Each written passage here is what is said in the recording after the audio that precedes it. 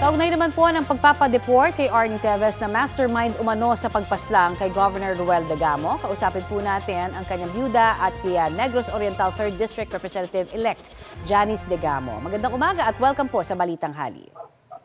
Yes, ma'am. Good morning po, Ma'am Connie. Good afternoon. Yes po. Good morning din sa tanang nakikinig at nanonood sa inyo po. Opo ma'am, ano ho ang naging reaksyon ninyo at ang buong pamilya Degamo kasunod nga ho ng pagpapadeport kay Arnie Teves dito po sa Pilipinas?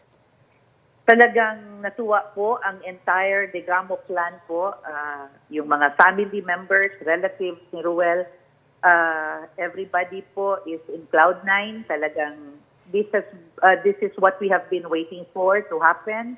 We have been praying for this and finally, ito na po yun.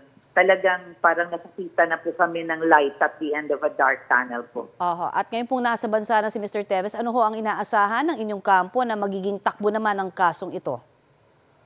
Actually, I am hoping to speak right away with the private counterparts of our government prosecutor para marinig rin nila yung aming mga suggestions through our private lawyers po na magre-request po kami ng marathon hearing. Kasi nakapagsimula na po kami ng hearing po with the gunmen.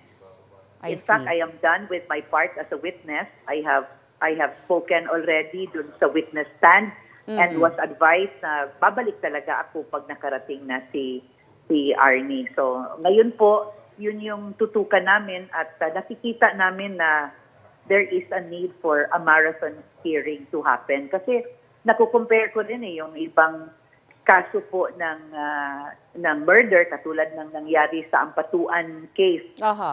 It took them 10 years para po mailabas yung decision ng court and that will be a very long wait. Kaya tinitignan namin yung angles na kung saan pwedeng mas mapabilis po yung paglilitis. At kamusta naman ho ang sitwasyon o kaya sentimiento po sa inyong probinsya kasunod po ng balitang ito? Actually, many are happy po. Makikita mo sa mga reaction nila sa mga social media pages na nagpo-post about the return of Arnie. Para talagang mapapatunayan yung evil will never triumph, ma'am. The return of Arnie would also really mean hindi na po plano lang, drawing lang, yung talagang maiharap siya at mapapanagot siya sa mga pangyayaring napakasama po na nangyari sa mga loved ones namin. At ngayong magiging bahagi na ho kayo ng House of Representatives, ano po ba yung priority ninyo na gawing batas? Just like what I have been campaigning for when I was going around the district, nakikita namin na yung top need talaga na dapat gawin in the 3rd district, yun po talagang safe and secure district. Kaya it will have something to do with a smart, di ba meron tayong smart city, we will try to introduce a smart district concept po for the 3rd district in the name of peace and order and security po ng mga naninirahan sa 3rd district.